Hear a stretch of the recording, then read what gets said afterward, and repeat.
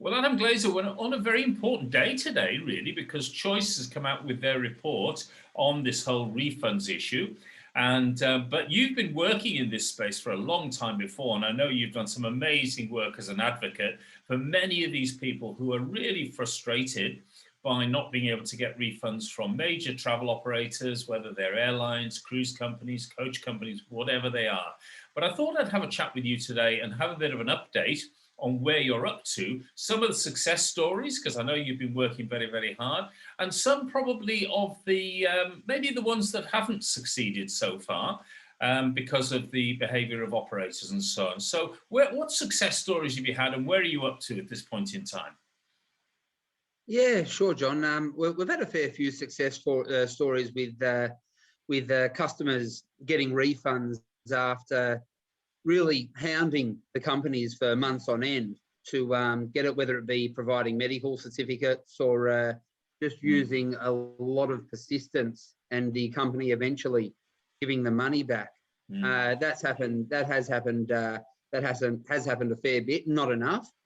We've had a lot of stories again where the customer just has not received a refund. They've been completely blanked and either ignored by the company or emailed back once every so often and just told that they're just going to be getting a credit because sorry, go for it. No, that's okay. I mean, so therefore, a lot of these people are getting fobbed off by companies, aren't they? With lots of standard replies and not answering phones. And then I've heard of people being on the phone for 2.5 hours waiting for somebody to answer the phone and stuff like that.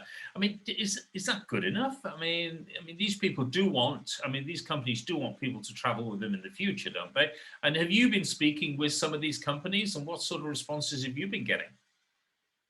Well, I've been speaking to some of the companies, and the reality of it is that, firstly, I don't think there's any excuse to be on hold for 2.5 to. I remember when I actually called one of the airlines for a trip that we had about 6 months ago now. I was on the line there for 5 hours and 10 minutes. Oh, wow. Which was infuriating to say the least. And no, I certainly do not find that to be acceptable at all. But the reality is that customers are being offered credits more than anything at the moment because the law allows it. We do not have protection in situations outside of human control, such as the pandemic, which calls for an automatic refund. And the reality of it is that the customer is paying for their trip in good faith.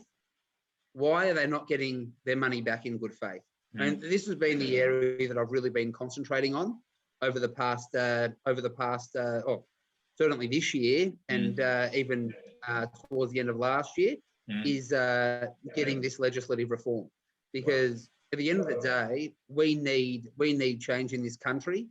It's nowhere near good enough, and it's not up there with other countries such as the USA and the UK and the EU have much better protection than we do here, and we really have to look at rectifying the current situation. And look, absolutely. I mean, I think for the future, that is if the government can actually get their head around doing something about it, because they are running around at the moment like chickens a little bit.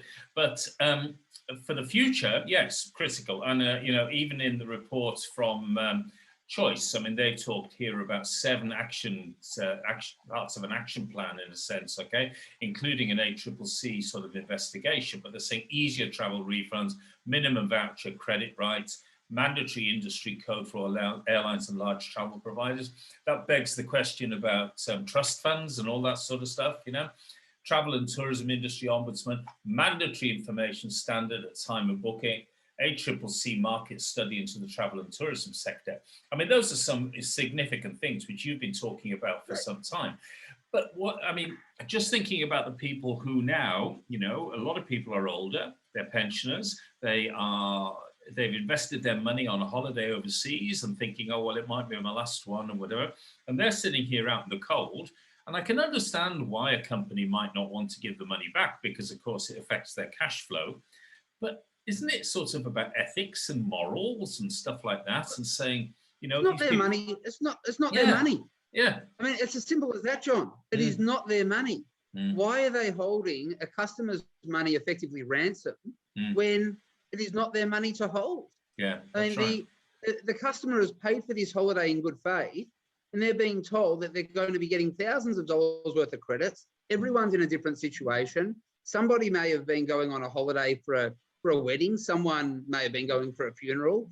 Someone may have been going because they knew it would be their last trip due to either health or because of their age. And to me, it is not the company's decision to say to this individual, look, you have to use this credit going forward. What happens if they can't? What happens if they don't want to? They have not got the service that they paid for. It's as simple as that. And I was actually speaking to a lady yesterday who booked, I won't mention the airline, but she got a credit. Feel free to if you want to, yeah. Thank you. There's going to be a story on it anyway. But she booked with an airline and she got a credit because unlike over in the US, it's not mandatory to give refunds here, like with the US dot policy in the States. Yeah. And anyway, with her credit, she tried booking a special rate that this particular airline had. And she was told, sorry, you can't book that with your credit.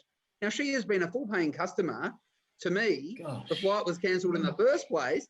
She should have been getting her money back, which obviously our law does not currently make providers give customers their money back. And she's been told that she can't use these special rates. So she's effectively treated like a second-class citizen because she has a credit when she paid in full initially.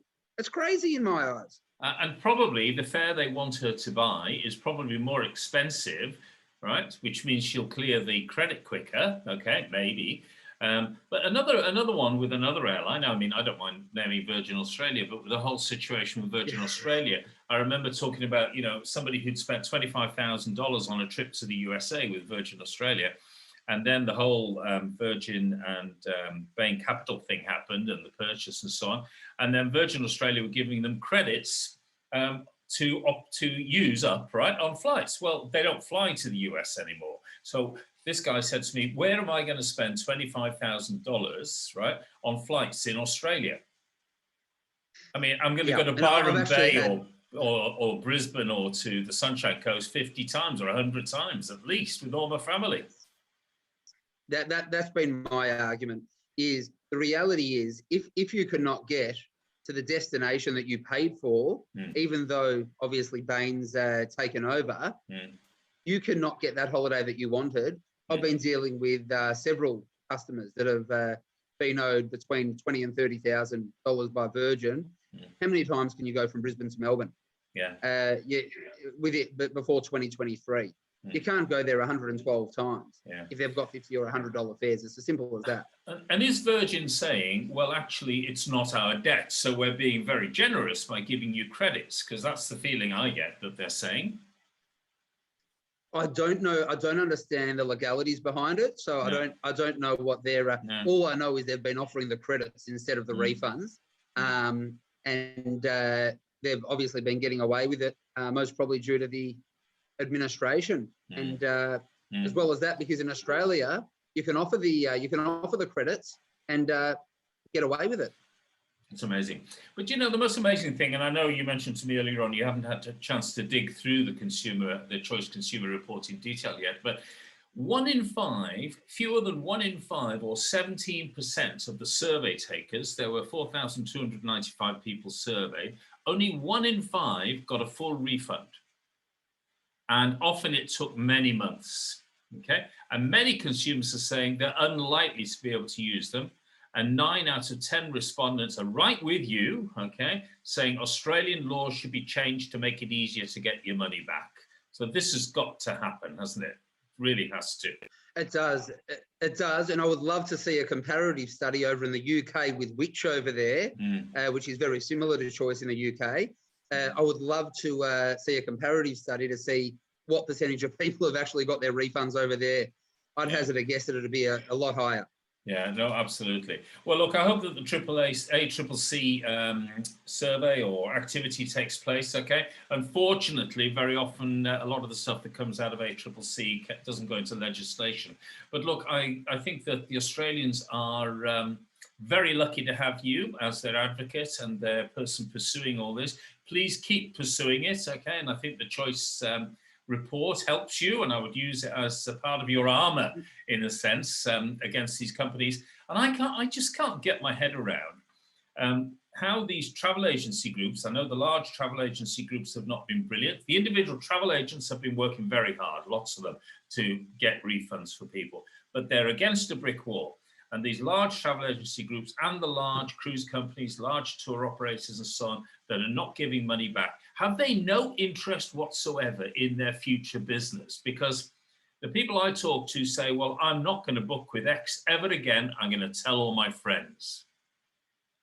That's the $1 million question. Have they gone into panic mode? It's certainly not doing much for their goodwill going forward, as you just mentioned. I have got no idea why they are doing what. I could only hazard a guess that they've gone into panic mode and they're trying to hold on to every cent that they can. And to me, it's unfortunate a lot of them legally can at the moment, which leads me into, if you're happy to for me to mention about the motion that was in federal parliament that we had in federal parliament a few weeks back, that the Honourable Kevin Andrews, I actually met with Kevin and a few of his constituents in Melbourne, and he put forward a motion which had 4 main points. The first one, and it was debated recently, I believe there were 6 or 7 federal politicians that debated it. The first point was for, obviously, the right to a refund for consumers. That's the big one in situations outside of human control, which would make life a lot easier and would make sure that we don't encounter a lot of these issues.